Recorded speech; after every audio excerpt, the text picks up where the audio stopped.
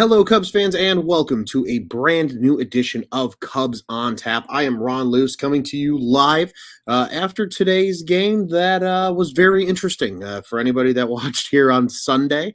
Odd game, very odd game. Cubs lose, unfortunately, and ultimately split with the White Sox this weekend. Awesome win on Saturday. We're going to talk about that here in just a second. Just a really ugly loss, in my opinion, on Sunday. A game they absolutely should have won, and they could have won, and they didn't. They had multiple chances, really, to put this game away. Just unable to do so. And unfortunately, that is the byproduct sometimes of when your team is, not fully healthy. Seiya Suzuki, obviously, in the lineup, among other names, but also the bat's not coming alive until late in the game, and then the bullpen unable to shut it down for the Cubs. But before we talk negative, let's talk positive. And some of that positive is that the Cubs won on Saturday. It was a great win, 5-1 over the White Sox. An absolutely beautiful day. Christopher Morel just continues to get on base. Why do we like Christopher Morel? Because he gets on base. That's the Moneyball gift right there. If I've ever seen it, 2 walks for him and a hit with a run scored as the leadoff hitter, and a couple of hits for Frank Schwindel, a hit for Patrick Wisdom for a couple RBIs, a 3-hit game for Nico Horner. So lots of good in Saturday's game. I think what was even more impressive, though, about Saturday's game was Keegan Thompson. I really think Keegan Thompson just, again, he reported himself. He said, didn't feel great, right? He was like, I thought it was all over the place. I got lucky. If that's getting lucky for Keegan Thompson, that's amazing. That's absolutely appalling that he can cruise like that the way he did. 5 innings for him, only 5 hits, gave up just the 1 earned run on the home run, only 1 walk and 4 Ks. Keegan Thompson's ERA sits at a cool, crisp 1.58 on the season. Ross came in, got the hold, struck out 3 with a walk as well. And then Wick, Givens, and Robertson ultimately cleaning that game up. No save for Robertson because of the 4-run lead. So the Cubs get out of it, use all their best pitchers, but seal a win. They were able to beat up Johnny Cueto, who's now 0-1 officially as a White Sox. His first 2 starts, he was actually very good. Both, I believe, were no decisions in his case. Finally gets tattooed for a loss. 6 2/3 from Cueto. 9 hits, 5 runs, 3 walks, 2 Ks for him. And I think the biggest thing from Saturday's game, and you can correct me if I'm wrong, and you can tweet at me, you can find me at Loose on Tap on Twitter, but Keegan Thompson, the more and more he pitches, I feel like he's gonna have a chance to slide into this rotation at some point. And I know Juice mentioned this on a show recently with me. And if you haven't gotten caught up on our recent episodes, you can listen to them whenever you listen to your favorite podcast. You can also watch the actual production on YouTube as well. And again, join us in the comments when we are live on YouTube. But going back to the Thompson discussion here, Juice said it himself that if Steele continues to struggle, maybe Steele becomes the long inning guy out of the pen, and Thompson finds his way into this rotation. And I think Keegan Thompson is at least making a good case. Continues to pitch incredibly well. Again, the 1.58 ERA is absolutely stellar. He's been a sensation. He looks so much better. He's cut down on the walks. That was really his biggest issue at the end of 2021 when he did take over in the rotation post sell-off and post all the craziness when him and Steele ultimately got their looks at the end of last season. But he looks like a different pitcher this year. And I think if Keegan Thompson continues to take steps forward like this and looks that good when he is starting, and again, they're using him as a spot starter right now because of all the injuries. Wade Miley just went on the 15-day IL. Obviously, the inconsistencies with Justin Steele. Really, the most consistent pitchers, and we're going to get to one of these two here in a few minutes, but really have been Drew Smyly and Marcus Stroman. Have been the 2 most consistent pitchers so far for the Cubs. Wade Miley's been very good as well, but again, you lose him now for at least 2, maybe 3 starts. So they're going to have to find ways to fill in that rotation. And right now, Keegan Thompson is doing a hell of a job doing it. And it certainly makes me excited as a Cubs fan, seeing him do so well. I think this is a guy that the Cubs see as a huge part of the future. And if he continues to grow and move forward, that's only going to benefit him. So again, awesome game on Saturday. That was the type of game where, as a Cubs fan, there's not a lot to bitch about. The offense was showing up. The defense did their job. Pitching was solid. And that's all you need. You got a W at Guaranteed Rate Field, or as we like to call it here at On Tap Sportsnet, the G spot. But ultimately, outside of, yesterday, you walk into today, right? In today's game, very different. Cubs obviously losing an extras 5-4. However, very good start today from Marcus Stroman. My guy, the Stro Show, absolutely shoving 7 innings of no run ball, only 3 hits, 2 walks, 2 Ks for him. He actually lowers his ERA below under 4 now, which awesome for Stroh. Happy for him. He's really starting to settle in and look like himself. But he just dealt today. Weak contact. They couldn't get anything going. Elite defense. 2 incredible plays from Marcus Stroman. Again, if anybody's going to be a Gold Glover on this Cubs team this year, it's probably going to be Marcus Stroman at the pitcher spot because he is just continuing to show the athlete that he is when he's out on the mound. Incredible play, picking a 103.5 mile per hour just missile out of the air and throwing it over to first. And then obviously the incredible play on the bunt to get it over to third. Wisdom with the tag to get that lead runner. And really it kept the Cubs at the time in front. At that time, the Cubs leading 1-0 after Rafael Ortega scored on an error. Jake Berger, and ultimately Berger gets that one back. As he got the walk-off hit actually today for the White Sox. Again, if you didn't get to see that. 3 blown saves, though, for the Cubs today. And I think this is where with the pitching, again, Stroh, awesome. Dealt, looked great. I'm happy. Marcus looked like a champ. It's everything that you want to see out of your effectively number one starter. I mean, I know everybody says that Kyle Hendricks is the ace of the staff, but maybe this is a little bit of a hot take. I don't think it's that much of a hot take right now, given how things have gone, but you look at performance. Kyle Hendricks right now is not your number one pitcher. It's by far Marcus Stroman of late. And you could argue Keegan Thompson has been that guy, or even Drew Smiley has kind of been that guy. But Stroh just continues to settle in, just looked fantastic today. My fantasy team certainly appreciates that. And he just continues to thrive in a Cubs uniform. Not a lot of hits, not a lot of hard contact against Stroh lately. Looks like he's really starting to get that feel and that kind of energy that we all know and appreciate from Marcus Stroman. So great start for him today. Again, 7 innings, but this bullpen is just giving me anxiety. It gives me heartburn. It gives me acid reflux, whatever term you want to use. Because again, Givens comes in, gets the job done, gets the hold, third of the season for him. He looked great. He has an ERA under 3 now as well. But David Robertson, a guy who's just been so good all year, and I think it's the manner in which it happened too, right? He comes in for the save. First guy gets on base. And then it was almost a swinging bunt or just a bunt in general. He goes to play it and just airmails the ball. Alfonso Rivas is literally the only reason that the runner doesn't score there for the White Sox, because he picked it out of midair. An absolutely incredible play for Alfonso Rivas, if you ask me. Again, I would argue today, I love Frank the Tank. There was 2 occasions where Frank the Tank at first base today. I think if he's a better defender at first, it helps the Cubs. It has a positive impact. And I think if Rivas is in there, it has that positive impact. One of them was turning 2 earlier in the game. Schwindel not as far off the base as you'd probably like him for the stretch to try and get the out. And they just missed getting Engel, who's a good runner. And then later in the game, obviously doesn't get the pick on the Nico Horner throw. And I think they get Horner an error, which I think is not true. It's either, I agreed with Sarah on Twitter. Everybody knows her in the Cubs community.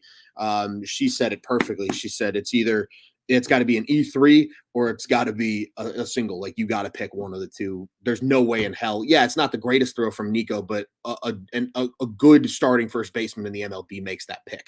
So you hate to see it there. And Robertson just did not look great, but they managed to get out of the inning and go to extras. And then Efros comes in and blows it again. And that's the second blown save of the day. And then Robert Gesellman, I think it's Gesellman. It's always a weird name to pronounce. Nonetheless, he ultimately comes in, blows another save. So the Cubs had chances to win this game. The bats came around late in extras. They were getting that guy home from second, really all the way until the end there in the 12th. And then, as we mentioned, White Sox walk it off. Ultimately, the ghost runner gets to third with 1 out. Jake Berger comes up. They pull in Morel from the outfield to have that 5-man infield on a ground ball to try and prevent the run from scoring. Unfortunately, he puts it in the outfield. Ian Happ couldn't get to it, and the Cubs lose. So it's really the bone that I have to pick. I think with this series is today, they could have taken both of these games, and that would have been huge. We talked about it on Thursday's show. It would be such a momentum boost to go into the G spot and take both games against the White Sox and use that momentum as you roll into what's going to be a very tough part of the schedule here with the Brewers. You have 4 games against them in 3 days, and then you have 5 games with the Cardinals in 4 days. all at Wrigley Field, thankfully. So you hope the Cubs show up and ready to play at their home ballpark. But this is a tough stretch. This is really where in my opinion, this team is going to learn what they are is in this coming stretch. You're playing the two teams that are ahead of you in the division, the two teams that are clearly the better two teams in the division this season. And again, how do the Cubs match up? How do the Cubs stack up against the Brewers? First series of the season, we all thought that it was great. Cubs come out, you know what I mean, effectively win the series. They can technically split, I think, if you count it based on the makeup game. That'll be a part of tomorrow's doubleheader, and we'll get to that in a minute. But, I mean, they won 2 of 3 against the Brewers that opening weekend. Everybody was feeling good. Okay, hey, this Cubs team can beat up on Milwaukee a little bit. I don't know. I don't know if this time around. Milwaukee's 30-18, I believe, right now, firmly atop the NL Central. And then the Cardinals, again, a team that's just a pain in the ass. There's a reason that Juice always says, fuck the Cardinals at the end of every show. It's because the Cubs fans hate them because they're constantly good. It's always a heated rivalry. And this is really the first time the Cubs have seen them much this year because the 2-game set that would have happened early in the season wasn't played yet because the season started a week later. So this is the first time the Cubs are seeing the St. Louis Cardinals. And again, the Cardinals, a team that continues to bring up young talent. Matthew Liberatore just came up. He's probably their best starting pitching prospect. They still have guys like Carlson, Arenado, and Goldschmidt just continue to perform and produce. So it's going to be a big series, but this was the series kind of reeling it back into today this is where the Cubs could have taken advantage. They could have taken both games and they really should have taken both games. I was ready to rack my head off the wall at one point in those extra innings because constantly the offense stepped up. The bats got the job done. They got the runs, right? Like the Higgins bunt turns into him on second base and Nico Horner scoring because of the errant throw from Ronaldo Lopez.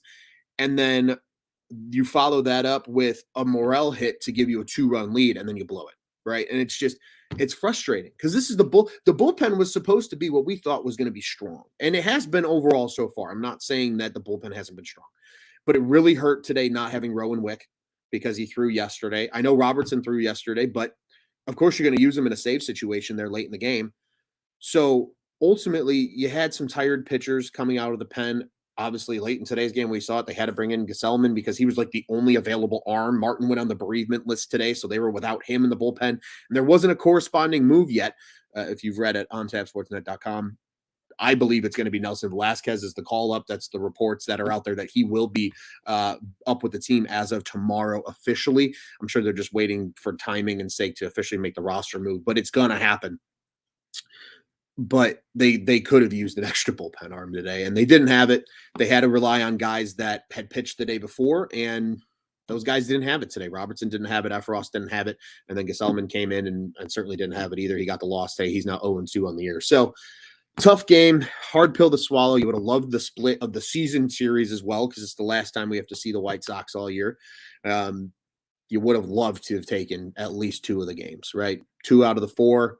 Each team beats each other at the opposing ballpark, and you keep it moving. Instead, White Sox win the season series. Cubs get a split. That's cool. They got a big win yesterday on Saturday. It was nice, but a little bit of a heartbreaker. It would have been a lot more exciting to talk about 2 wins, and just the way today's game played out made it harder to get excited about yesterday's game. I had a great time watching it. Was out with some friends, enjoying the Memorial Day weekend. Beautiful weather. Was out actually with Patrick Comiskey, who's an On Tap Sportsnet contributor here, and we were out just having a good time watching the game. He's obviously a White Sox fan, but all of us that were there in attendance that were Cubs fans were absolutely enjoying ourselves. And then today, just this one kind of stunk it up a little bit. You know what I mean? Not too terribly, but just enough where it leaves a little bit of a sour taste in your mouth. So there you get the split. White Sox walk it off today. It's tough, but we put it in the rear view in our league play. We don't see the White Sox anymore this season as Cubs fans. And, we can put this quote-unquote rivalry to bed, at least for the 2022 season.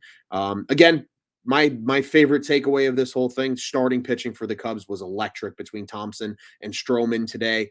Hopefully the starting pitching can continue to perform well, and hopefully the bullpen can rebound. Because, again, you got a doubleheader on Monday. You've got more games coming up here, too, that are going to be important, and that's going to be so critical. And Tyler, absolutely agree with you, buddy. Hey, and what's up to you, my friend? He says, "You may have mentioned it." Well, he says, "What's up, Blues? What's up, dude?" You may have mentioned it, but one positive from this game, Christopher Morel, the man has delivered several quality at bats. I can't read today in clutch situations so far. Love to see it, Tyler. I absolutely agree, my friend. That is spot on because he is such an electric factory, and I think this is a great thought, a good positive thought to wrap up this White Sox series on because Morel delivered. Right, we said it on Saturday. He played that effective as a leadoff guy. What do you want out of a leadoff guy? You want a guy that gets on base, and he did that in that win, in that 5-1 win on Saturday. Has a hit and 2 walks, scores a run. I mean, that's perfect production out of a guy that is your leadoff hitter. And then they got production out of guys in the middle of the lineup. Wisdom and Schwindel both with 2 RBIs. Horner had 3 hits in the 7 spot. Even Andrelton Simmons had an RBI in that game. So that's just indicative of how the bats were hitting. And then even today, Morel still coming through in the clutch. Sure, yes, he was ultimately 1 for 6 on the day with 2 strikeouts, but guess what? He continues to put together quality at bats, which is absolutely actually it's mind-boggling because this kid was just at Double-A, and I know that everybody's like, well, yeah, he like skipped Triple-A. That's incredible. Usually, you get a pretty good idea of how good a baseball player is once they get to Double-A. Double-A is like that biggest step, right? Like think about it in like a corporate structure. For anybody that works in a corporate world, you'll understand this analogy, or even really in any job, right? The hardest promotion to get is from like a quote unquote worker bee to a manager. In a baseball player's case, it's typically, and again, this is like the general belief and rule of thumb is the biggest jump is from high A to Double A. And if a guy can really succeed at Double A, they usually can succeed still at Triple A. And I think we're seeing that with guys like Caleb Killian. We saw that with Nelson Velasquez, where he started out cold for the Iowa Cubs when he got called up. I think it was like 0 for 14 streak. Elise Menaker said on the broadcast today via Alex Cohen. But he's been really good since then. He's been hitting the ball a lot better. He looks like a guy that's ready for a big league chance. And it's just, it's cool seeing these guys do this. But like Morel coming up from Double-A, and literally today was the first day he finally dipped his average below 300. He has been so good. But Tyler, like you said, he comes in the clutch. We're starting to see this clutch gene with him. And I think a lot of people got used to that with especially adding in the theatrics, right? In theory, because everybody's kind of calling him like a baby Baez, right? He plays like Javi plays with emotion, he plays with fire, he plays with passion, and we love that as baseball fans. I think baseball needs more guys like that. For example, seeing Tim Anderson get hurt in today's game, that sucks because even as a Cubs fan, I love TA. I think TA is a great player, but TA is a great player for baseball. He plays with passion. He plays with emotion. He has a good time. Like he is a good, good player for the sport. I think Christopher Morel is also a good player for the sport. But Tyler, like you said, man, comes through in the clutch like that, has an electric opportunity to get the Cubs up 2 there in extras. He does. He delivers. Again, you might look at the box score and say he was only 1 for 6, but it's that clutch gene of him coming through in the situation they did, like you said, Tyler, that absolutely you love to see it. You really do love to see it. You finished that message off perfectly, my friend. You love to see it. A young guy having a lot of success at the big league level. Really, I think proving a lot of people wrong, just in the sense that if you would have made bets of who was going to be the Cub first kind of prospect to come up and deliver, nobody was placing bets on Brandon Hughes and Christopher Morel. Everybody was thinking, oh, Brennan Davis or Caleb Killian, right? But that just shows you how deep this system is. These are guys that the common Cubs fan probably hasn't heard of that are coming up and making a big impact. Now all of a sudden you're adding guys into that mix like a Brennan Davis, like a Caleb Killian, like some of these guys that are coming up soon. And then you got guys even further down that sure they might be a few years away, but people are going to be excited about James Triantos and Pete Crow Armstrong. I don't think Pete Crow Armstrong's going to be at low A ball for much longer. The way he's been hitting, I think he's hitting like almost 400. He's got like almost 10 home runs now. Absolutely crazy, crazy stuff with this Cubs bullpen and just with this Cubs prospect pool. Pardon me, not bullpen, and just things in general. And for those that are listening to this as a podcast, you won't understand what I'm doing here really quickly, but I'm pulling something up, and it's our boy Mr. Joey Ricotta, and he's in the comments here. Loose on tap, juice on tap. Anybody that gets that reference, that's a fun inside joke. But he also jumps in here, says, "Ron, look at my thread for some added thought, things you could talk about. Would like your thoughts." So I'm going to read them verbatim from Twitter here really quick. From my boy Joey. Unfortunately, with the Memorial Day weekend, we had some struggles getting a full show together. Hopefully tomorrow night, though, we'll be back with you as a normal show after the Cubs doubleheader. But Cubs game thread. Here we go. Both sides played poorly and made mistakes. Absolutely agree. I'll still go back to the top of the ninth inning when the Cubs had a chance to add an insurance run with 0 outs and a runner on third. Can't swing through fastballs down the middle and can't go down looking. Back-to-back Ks hurt. I totally agree with you, Joey. You nailed that right there on the head, man. PJ Higgins needs to improve defensively, need to make that stop inexcusable. I agree that 5-hole play sucked. It felt like he made it up a little bit again with the bunt that somehow went haywire and it worked in their favor, but I absolutely agree with you.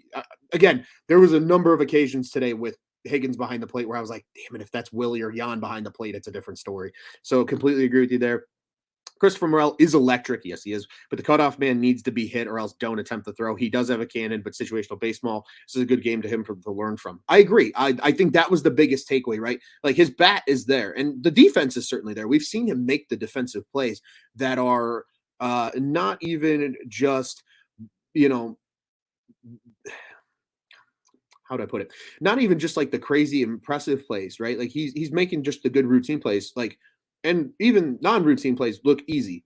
But I agree with you. It's like his arm is so strong. I feel like he almost tries to do too much with it. And I think that was, Joey, what you're kind of saying today here. And you can jump in the comments and let me know if I'm on with that, because I agree with you, right? You got to hit your cutoff, man. You can't have throws flying all over the place because that's just extra bases for the White Sox. And you can't give that to them in this situation. And over the course of the season, you just can't give away free bases like that in general.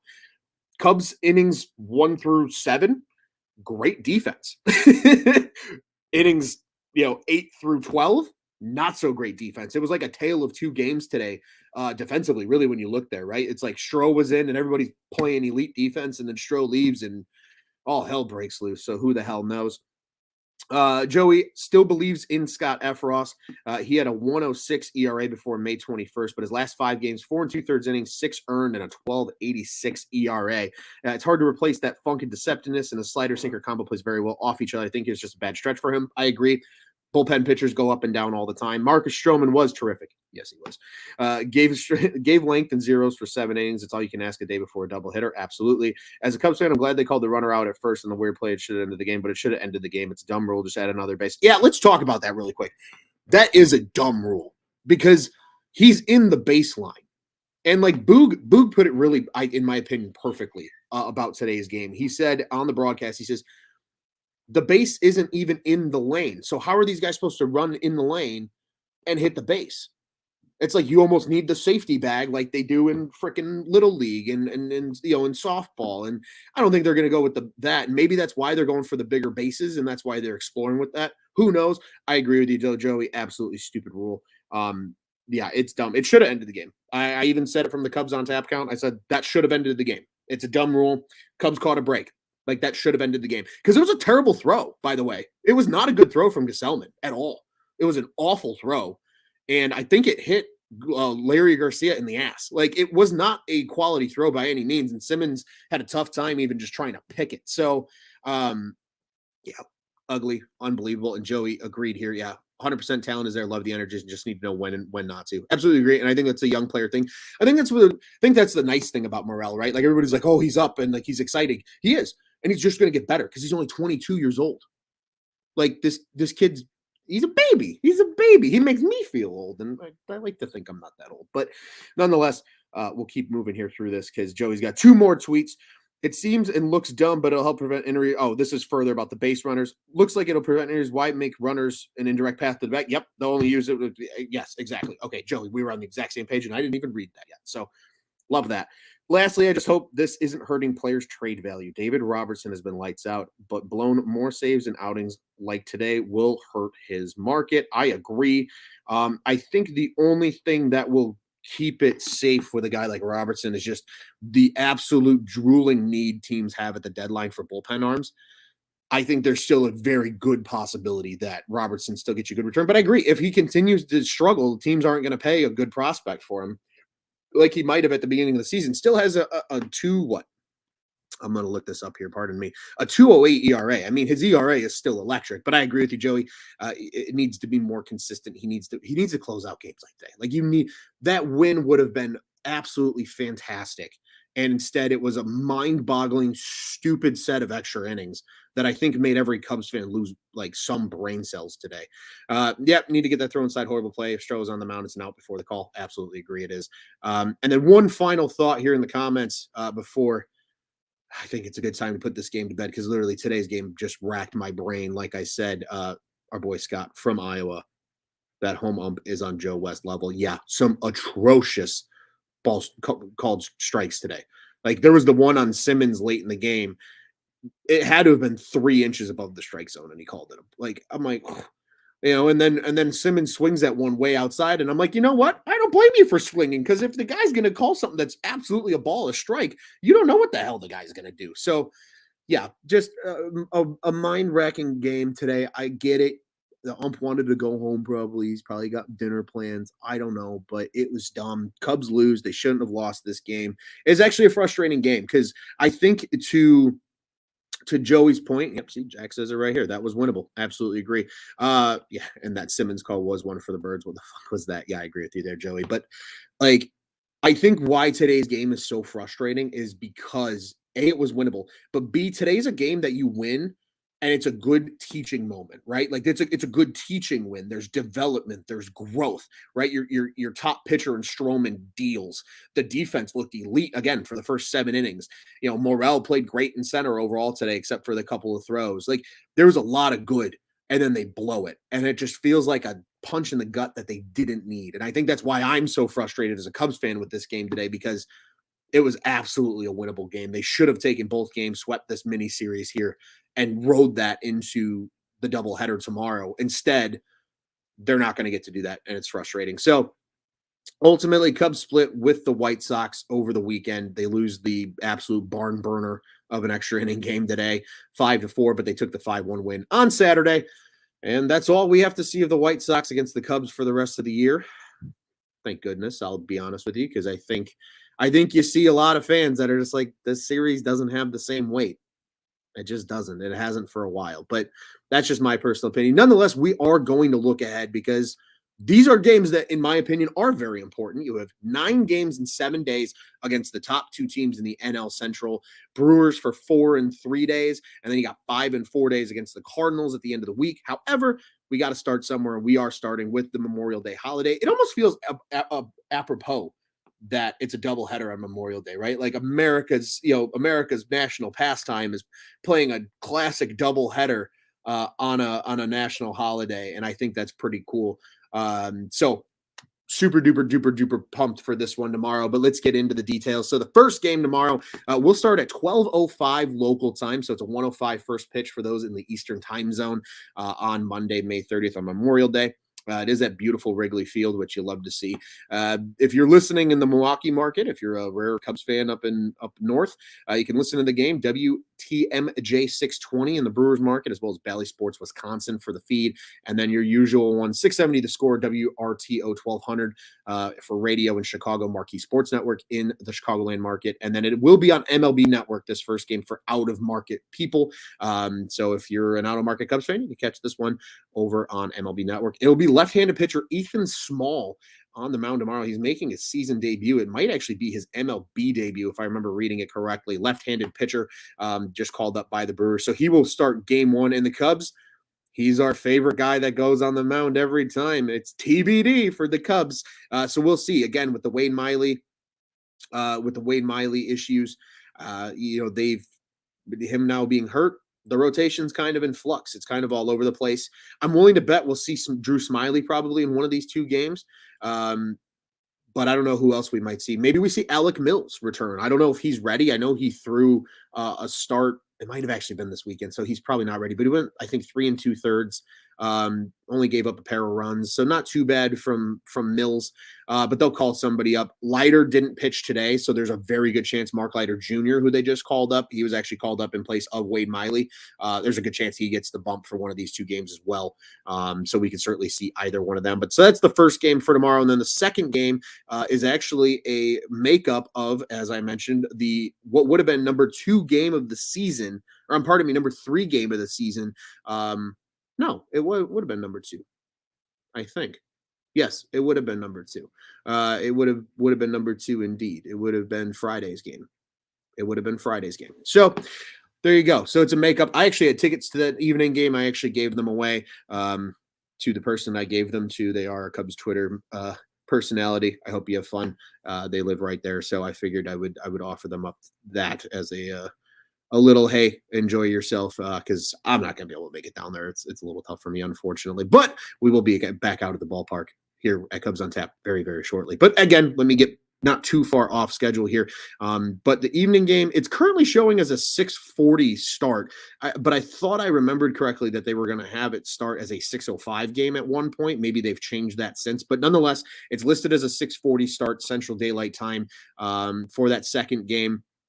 Same things apply for listening and watching. This will actually be on MLB Network no matter what. That's not just out of market only. So the Cubs and Brewers doubleheader is on MLB Network. It's actually a big off day for most of baseball. I know the White Sox are off as a good example, as well as a number of other teams. So Cubs Brewers get a little bit of national spotlight because of the doubleheader. It'll be Aaron Ashby, who Cubs have seen quite a bit of, left-handed pitcher for the Brewers. He's 0-3 on the season, but again, don't let records indicate how good a pitcher's throwing. He's got a 2.91 ERA, which is pretty good. He's got 39 Ks as well. And there are guys in this Cubs lineup that have seen him. And a couple of these guys have hit him at least a little bit. Not many plate appearances, certainly, but they've hit him a little bit. And as I mentioned, TBD is still for the Cubs as the pitching matchup. So again, if I'm a betting man, I think we see Mark Leiter Jr. and Drew Smyly tomorrow. Joey, you might have to help me out with this one, our on-tap bets expert. If there's somewhere I can place that bet of who's going to start tomorrow for the Cubs before it's announced and I can get it right, I would like to win some money on that. I could definitely use it. But it'll be good. But my preview for this game, folks, is going to be super short and super sweet. This is where you find out who the Cubs are. Not as just as us as fans, but the team itself. Who are the Chicago Cubs of 2022? For the rest of the season? Are you going to roll over and let the teams that are better than you just absolutely dick kick you every time? Or are you going to play hard against these teams that you need to beat if you want to be competitive this season? I know people are still sitting here and saying, yeah, the season's over and they're not going to win anything, but you still want to see that fight. I think perfect case scenario for this team, if they don't make the playoffs, which as of now, I don't think they will, but if they are within 4, maybe 5 games of that last wild card spot when the season's done, to me, that's a successful season for this Cubs team. That is clearly in a retool, whatever the hell you want to call it, but it's in a reload, right? They're reloading with talent. And you're starting to see some of these guys come along, right? The Christopher Morels, and we'll see the Nelson Velasquez, and we'll see Caleb Killian before the year's over. And I'm assuming if he's healthy, we'll see Brendan Davis at some point as well. There's a number of other guys that we still might see this season, but this is year one, right? They're building towards something. But this is going to be good indication. You're going to show the fight, or are you just going to roll over and play dead? And it starts tomorrow. You got 2 tough games against the Brewers, where then you have 2 more with them. Again, 4 in 3 days. And then you got the Cardinals at the end of the week for 5 games in 4 days. Like, this is game day 1. Set the tone. You're at home. You have 9 games in 7 days, but it's in your ballpark. You get to sleep in your own bed. The other team's got to sleep in a hotel. You get to sleep in your own bed. You are in your facilities. You're in your stadium. You have your fan base there. The Cubs need to show up and play. And if they're going to do that, if they can be, quote unquote, competitive in these 9 games against these top NL Central teams in the Cardinals and Brewers, that's going to really just show what the makeup of this team is. And I think it tells a lot about this team. I think it tells a lot about David Ross's ability to kind of rally the troops and fire guys up. I think it tells a lot about some of these guys that are up, if they can come out and have a good series. Guys like Christopher Morel, guys like Patrick Wisdom, guys like Frank Schwindel. Can they continue to hit the way they've hit? Can Wilson Contreras continue what he's doing? And eventually, can this team get a little healthy, right? Yan Gomes not there right now. You'd love to have Wade Miley, who's been great, just friggin' can't stay healthy, and he's a gem of a human too, as we all saw when he was interviewed mid-game back in that Pittsburgh series with Boog and JD and Taylor McGregor. This is where they need to show up. Show up. You got 9 games in 7 days. It starts tomorrow. It's going to be beautiful. They're going to do some awesome stuff with it being Memorial Day. I hope there's a flyover. It's going to be the American flag. It's going to be a special day. There's going to be a different feel at the ballpark tomorrow for these 2 games. This is where the Cubs can absolutely set the tone and get something done for the coming days. Set the tone. Start tomorrow. Come out ready to play. Battle these teams hard. Yes, they're better than you, but you know what's sweet in a season where you're currently under 500 by what, 8 games, 9 games? They're under 500 right now. You come out and you upset these bigger, better teams. You come out, you play them hard, you give them hell, you work good at bats, you pitch well, and I'll tell you what, right now, if the Cubs come out above 500 in this 9-game stretch, that is a massive victory. Even if it's not necessarily a massive victory in the standings, it's a massive victory for what this team's going to look like. Again, there's a lot of fucking baseball to be played, folks.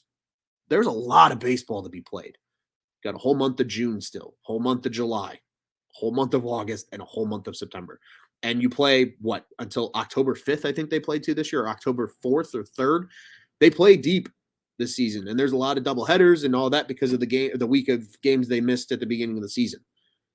This is the type of stretch here, a 9-game homestand in 7 days against 2 NL Central teams, where you can absolutely either right the ship and make this season intriguing, or you can roll over and play dead. And I hope the Cubs do the former and not the latter, but we're sure as hell going to find out. It all starts tomorrow. So again, noon game, 6:40 game is listed on MLB Network or MLB.com. Pardon me. We'll find out for sure. Again, I thought I originally saw a 6:05 start somewhere for that second game. Looks like they pushed it back now to just the traditional. This will be the second to last. Pardon me. I think it's the second to last. No, it'll be the last 6:40 start until September. At home, night games will now go back to 7:05 because that's their rule. And for those that don't know, this is just a helpful. This is Ron's helpful hint for the day. April, May, and September home games at Wrigley Field during the week at night are 6:40, and then they bump them back to 7:05 for the rest of the summer. I think it's partially a daylight thing. It's warmer now, so it's not super cold like it is in April and stuff like that. But nonetheless, you got a big stand coming up here for the Cubs, and we'll be here with you at Cubs on Tap covering all of it.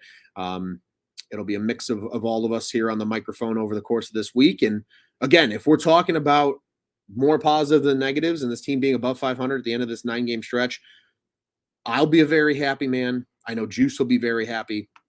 I know Joey will be very happy. And I know all of you listeners that tune into our shows on the regular will also be happy.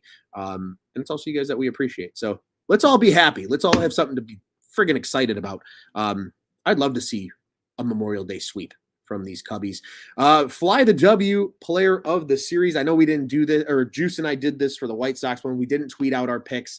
Memorial Day weekend, things happen, so we're going to get back on track because we want you guys that listen along to join that conversation and pick a player, see if you get it right. But my Fly the W pick for this Brewers series, it's a tough one, but I'm going to ride with a guy who just got back. He's looked really good since getting back, and he's a guy that I think needs to continue to have a really strong rest of the season, and that's Nico Hoerner. And the reason I say Nico Hoerner because I think a lot of people forget Nico is still developing. Like, I think this season he'll finally eclipse like 1 year of service time in terms of like games total, and I'll have to look that up. But he's still young. He's still learning. Like, he's still learning at the MLB level, but he's starting to come around. We saw the power in Cincinnati a little bit. 3 hits yesterday in that win over the White Sox on Saturday. That's a guy that can really be a difference maker to me in this Brewers series. I love him in that 7 spot. Wouldn't even be mad if he hit in the 6 hole, to be honest with you. But I really like him in that lower half of the lineup. He gives you something there. And I think this is a perfect series for Nico Hoerner to come show up and show out. And it's going to be hot as shit at Wrigley this week. And in Chicago, it's going to be in the 90s. So if the wind's blowing out at Wrigley, Get one in the jet stream, baby. He's been hitting the ball hard.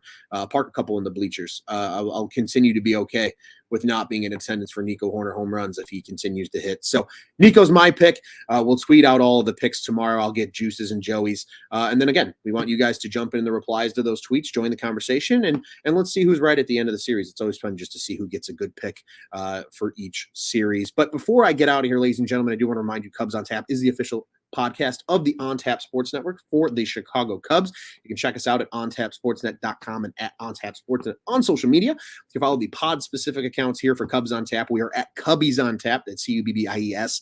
You can follow us Twitter and Instagram. I am at Loose on Tap on Twitter, as I mentioned earlier in the show. You can follow our boys here at Juice on Tap, at Joey Knows Nothing, at Teddy Freddy 270, and all the other great people that contribute to Cubs on Tap at On Tap Sportsnet. Bears, Bulls, Blackhawks, we got it all for you guys. And as I always say on every show, I'm sure you're tired of me saying it. We all have friends that like the Southsiders. Repeat it with me.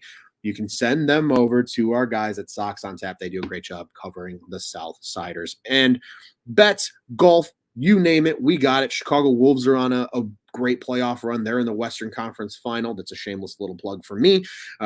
Be sure to follow along with that as well. Piece going up tomorrow on that series and that ultimate win for them, taking care of the Milwaukee Admirals. And you can catch all of that over at ontapsportsnet.com and then at ontapsportsnet on social media. The OnTap Sports Network, go ahead and check out what's on tap in Chicago sports. For those that joined in the live stream today, thank you so much. Appreciate you jumping on with me. To everybody that listens to this as a podcast, hope you enjoyed the show. As I mentioned, we will be back Monday night, and we should be back pretty much through the rest of the week for all of these games and then into next weekend as well.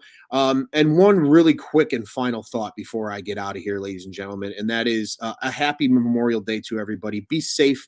Enjoy the time with your families, but please do take a minute, at least out of your day, to think about what the holiday actually does mean and all those that have served our country and have fallen and given their lives and as a sacrifice, as service. Again, you might not like the war and you might not like the people pulling the strings on these things that happen all over the world. But you have to at least appreciate the warrior and the people that are willing to put their lives on the line for all of those that are here at home. My family is littered with former military members. Thankfully, I have not lost anybody in the line of service, but there are plenty of people that have. So think about those people. Think about the people that they lost, and again, just take a minute to reflect and what truly appreciate what the holiday is meant to be. And then on a lighter note, it's kind of officially the kickoff of summer, and that's exciting. And summer at Wrigley, there's nothing better than it. We hope to be out at the ballpark quite a bit here at Cubs on Tap. We hope you are too. If you see us or if you're going to be out, let us know. We love meeting people. We love getting to talk to you. And again, we all hashtag crack them and have a good time. We'll buy you a beer. Let's talk. Let's get to know the people that appreciate us and support us here as well at Cubs on Tap. So once again, happy Memorial Day to everybody. And as my good buddy Juice always says, fuck the Cardinals and let's go Cubbies.